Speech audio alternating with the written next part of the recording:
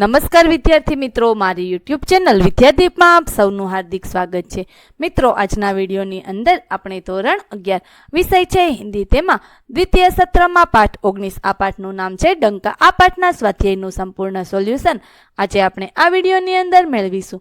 વિદ્યાર્થી મિત્રો, જો તમે મારી ચેનલમાં નવા હોય તો મારી ચેનલને જરૂરથી સબસ્ક્રાઈબ કરો, વિડીયો લાઇક કરો, શેર કરો અને બેલ નોટિફિકેશન આઇકોન ઓન કરો, જેથી આગળના દરેક નવા વિડીયોની નોટિફિકેશન તમારા મોબાઈલની સ્ક્રીન પર મળી શકે। તો ચાલો વિદ્યાર્થી મિત્રો શરૂ કરીએ। ધોરણ 11 વિષય છે હિન્દી, તેમાં પાઠ 19, આ પાઠનું નામ છે ડંका। स्वाध्याय। पहलो प्रश्न, निम्नलिखित दिए गए विकल्पों में से सही विकल्प चुनकर प्रश्नों के उत्तर लिखिए। प्रश्न 1 नो पहलो प्रश्न, कवि किस व्यवस्था की निर्दयताओं को खत्म करना चाहते हैं? तो जवाब में आवशे ऑप्शन ख, ज्ञाति व्यवस्था।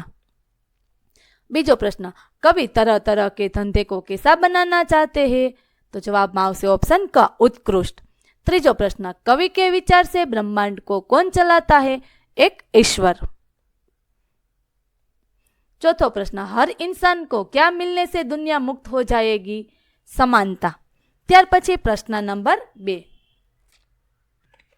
निम्नलिखित प्रश्नों के एक एक वाक्य में उत्तर दीजिए। पहलो प्रश्न, कवि कौन सी बात बताना चाहते हैं? जवाब, कवि अपने मन की वह बात बताना चाहते हैं जो सच है और सारे शहर के हित में है। बीजो प्रश्न, कवि किस किस व्यवस्था को खत्म करना चाहते हैं? जवाब, कवि निष्ठुर जाति व्यवस्था को खत्म करना चाहते हैं। तीजो प्रश्न, स्त्रियों की राह किसने रोक ली है? स्त्रियों को भगवान ने बुद्धिमान बनाया है, पर किसी मूर्ख व्यक्ति ने उनके विकास की राह रोक ली है।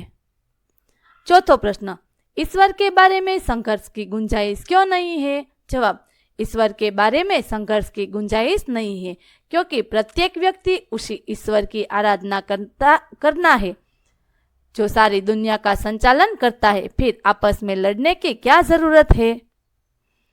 त्यार पछी प्रश्न नंबर 3, निम्नलिखित प्रश्नों के 2-2 वाक्यों में उत्तर दीजिए। पहलो प्रश्न, भगवान कवि को किस काम के लिए मदद करेंगे? जवाब, कवि जाति व्यवस्था की निर्दयताओं को खत्म करना चाहते हैं, इससे दुनिया लोगों के रहने के लिए खुशहाल हो जाएगी। वे एक दूसरे की रोजी रोटी में मदद करना चाहते हैं और विभिन्न धंधों को उत्तम बनाना चाहते हैं। भगवान कवि को इन कामों में मदद करेंगे। त्यार पछी बीजो प्रश्न, दुनिया खुशहाल कब होगी? जवाब, देश में हर जगह जाति व्यवस्था का बोलबाला है, इस निर्दयता में लोग पीस रहे हैं।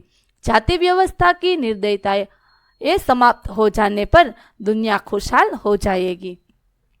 त्यार पछी तीजो प्रश्न, संसार से अज्ञान के अंधकार को औरतें कैसे भगा देंगी?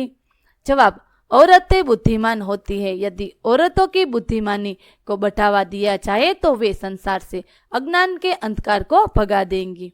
चौथो प्रश्न, दुनिया इतनी बड़ी क्यों है? दुनिया बहुत बड़ी है, उसमें सभी मनुष्य को भाई भाई की तरह रहना चाहिए।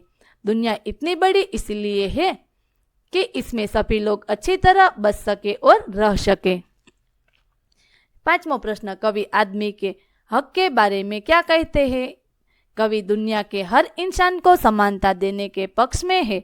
वे कहते हैं कि कभी भी कोई किसी का हक न मांगे।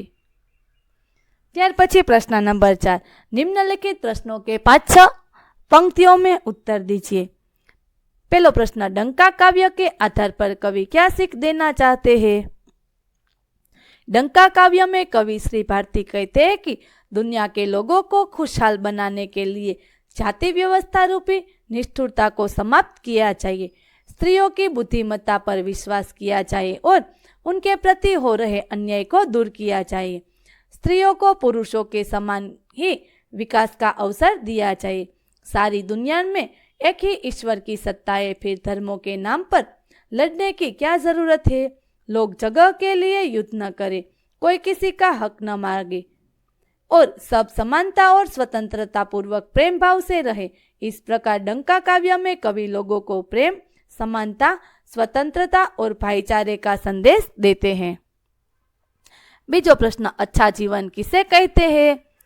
जिस समाज में जाति व्यवस्था के आधार पर लोगों से की भावना रखते हो, जहाँ स्त्रियों के प्रति अन्याय न किया जाता हो और उन्हें भी विकास का पूरा अवसर दिया जाता हो, जहाँ धर्मों को लेकर आपसी संघर्ष न हो और लोग भाई भाई की तरह प्यार से रहते हो, जहाँ सबको भरपेट भोजन मिलता हो और शिक्षित लोग परिश्रम करके जीते हो, जहाँ सबको समानता का दर्जा मिला हो और सबको स्वतंत्रता से जीने का अधिकार हो, ऐसे देश और समाज के जीवन को अच्छा जीवन कहते हैं। विद्यार्थी मित्रों, અહીં આપણે ધોરણ 11 વિષય છે હિન્દી, તેમાં પાઠ 19 તેમના સ્વાધ્યાયનું સંપૂર્ણ સોલ્યુશન પૂરું કરીએ છીએ। આગળના પાઠના સ્વાધ્યાયનું સંપૂર્ણ સોલ્યુશન મેળવવા માટે મારી ચેનલને જરૂરથી સબસ્ક્રાઇબ કરો। વિદ્યાર્થી મિત્રો, ફરી મળીશું પાઠ 20 ની અંદર, ત્યાં સુધી આવજો।